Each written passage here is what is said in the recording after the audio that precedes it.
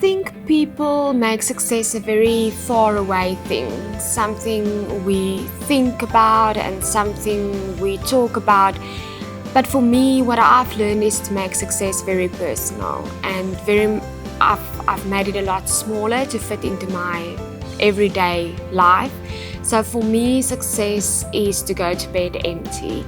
When I go to bed, to be 100% sure that I have done and I've used whatever was to my dispense that day to the fullest. And if I can do that, that is success to me. Actually, for all of them, it is quite the same. I think the method I apply works through the bank, and it's to literally start by taking a breath. And I know it is to the frustration sometimes of a lot of people in my life because I don't immediately react. But that is my first step to overcome challenges. And then to be able to, that gives me the time to assess what I have in front of me. And by that time, I usually have a plan in place to deal with it. So it is also not to make every small challenge into a big thing. Sometimes it is okay. Sometimes it's a challenge, but it's not a big thing. And I think we tend to make challenges, we blow up challenges because that's what we do. And I make a point of it to not blow up challenges out of perspective. So literally my daughter will tell you something is wrong and immediately after it, but that's okay. Because sometimes, and most of the times, it is okay, even though it's a challenge. That was something that, especially in 2018, was almost something that was on my to-do list and just another thing that I didn't get round to. So I think people also obsessed with this thing of they must recharge and they must relax, and the more you think about it, the more anxious you get about the fact that you don't have that time. And then a politician, an old politician, I heard an interview with him over the radio, and he gave me the most valuable advice with regards to relaxation and refocus and all of that. And he said that you don't need time, you don't need a day to relax, you don't need a whole day to get refocused. If you are really in tune with yourself, in tune with where you draw energy from, you can literally take a 10-minute break and relax and refocus. So what I do is I took it off my to-do list completely. I live in the moments that is good, and I experience it for exactly that. And I live through the moments that's not that good. I think everyone said it.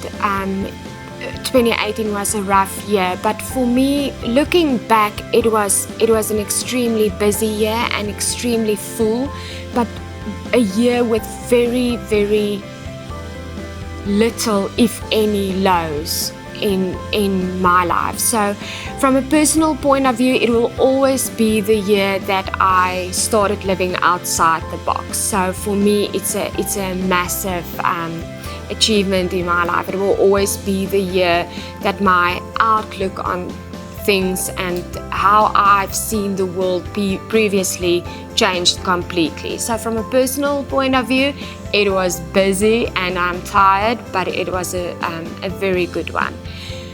With regards to business, it will definitely be the year where, with regards to hard skill, with regards to relationships and all of that, I have grown immensely, and I've grown a lot. There are things that I can do now that I had never thought, I'll have to do them, I can set up my own email. It's amazing. So I've learned a lot, and from a business point of view, I think, and from an oxygen point of view, it was a massive year. I think growth is just written all over 2018 in all departments, new business development, entrenching the global market, starting to entrench the global market like we planned, and in our own company as well. I think we had massive growth where it was needed. Not only my best ideas, but also all my answers to things that I couldn't figure out the day before comes to me between 5 and 6 in the morning. I wake up at 5 and I deliberately leave that time empty. I don't do anything in that time. I spend quiet time and I just literally, it's like WhatsApp. I get answers on all of the things that I couldn't solve the previous day.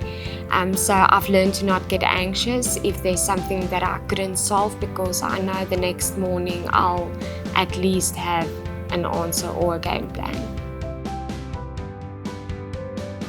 I'd like to think that I'm not weird at all, because I'm really the most normal plain Jane that you get, and it's actually that it's something that I'm quite proud of, so it's to tell all the normal people out there that they can also be successful. You don't have to be some kind of weirdo. It's okay to be normal.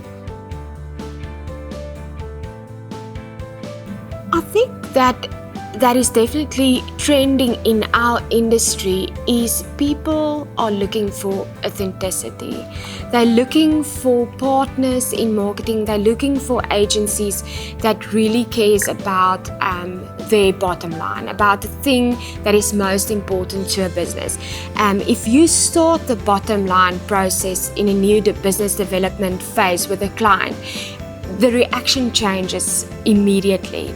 I think authenticity, not only in our industry, is beginning to play a big role. I think over the past 5 years, people went like it was the teenage years in all different industries. People sent their employees out of their offices, now bringing them back. A lot of trends got busted. I think in 2018, people slowly but surely went back to the basics, to the things. If you want to be my marketing company, you have to help me make money. It's fine if we have all the other stuff, but if we're not increasing our bottom line, we don't have a place for you in our budget. And I think that is slowly changing. I think a lot of the trends and a lot of the hoo-ha,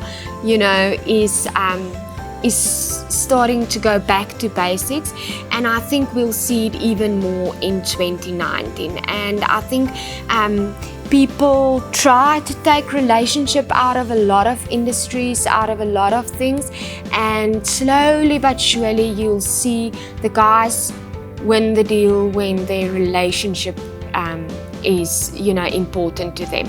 And I think we're going to see a lot more about that in 2019, relationship. And I like to also think design thinking.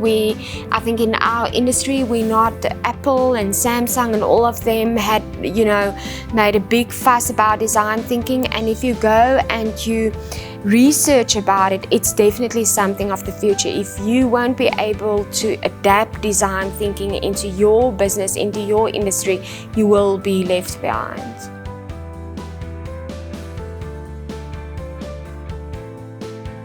My superpower is definitely to expect good things, and it's been my superpower for a very long time.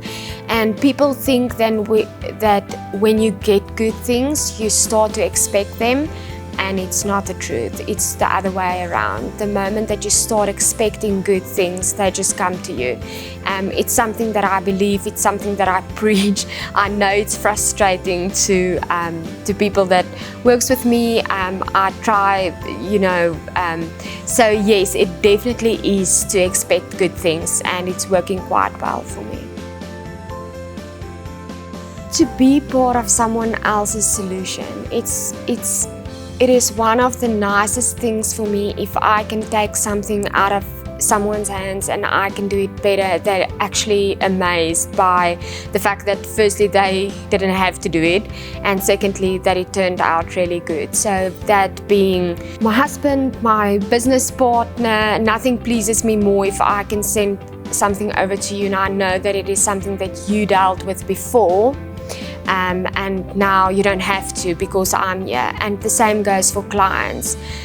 It's a tremendous compliment to me when clients phone me for stuff that's not really my job, but they are really desperate and they know even though it's not my job, I will make a way, I will find someone to sort it out if I can't do it myself, and I'm part of that client solution or that colleague solution. So I absolutely love that, and that motivates me. If I can do that, I feel resilient, and that is what I'm born to do.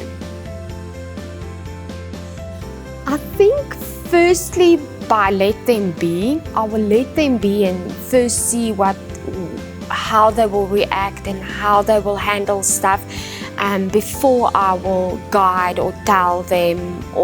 And I think if you give someone that kind of power, that actually motivates themselves, because all of a sudden they want to please, all of a sudden they want to impress, because it's not an instruction. It's like we're working next to each other, we're co-working. I don't have a problem with repeating myself. So I will literally stand next to you and tell you 600 times that this thing must go out, and I'll make you do that. That's also motivation for me. Big Bang Theory, without a doubt. Obviously, because of Sean. Yes. I dream about him, I love him. I dream that he's my friend. I recently rediscovered John Mayer, the Essential Collection, so I love that, and then also the Wheels on the Green Bus. This, with the risk of sounding as a very big cliche, it is Nelson Mandela for two reasons. It is for his vision. I think to be where he was when he envisioned a better South Africa is amazing. Having a vision is something that I really, really admire in people, and I really strive to always have a bigger vision, to expand my vision, to not be limited by anything. It's something that I admire most about LJ, my business partner, is his vision, because it's the one thing that you can't teach people. It is that very special thing that only a few individuals have, and that is vision. And I think for me, I love to latch onto those people, because those are the people that will take you somewhere. And he had this amazing vision. But apart from that, to back up an amazing vision, you need to have a watertight strategy. And I think he was a massive strategist.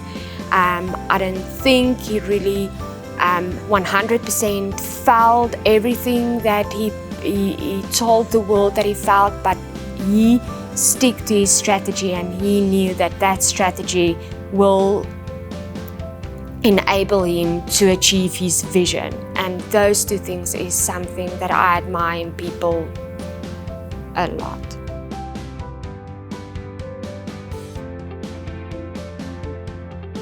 I think what separates us is the fact that we have that can-do attitude.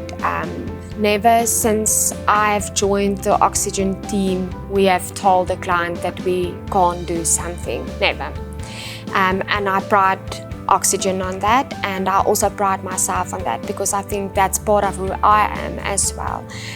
We will jump through hoops, we will bend backwards, but we will make sure that we have that can-do attitude, and that is something that I really think separates us. I think, it really does make a difference to our clients.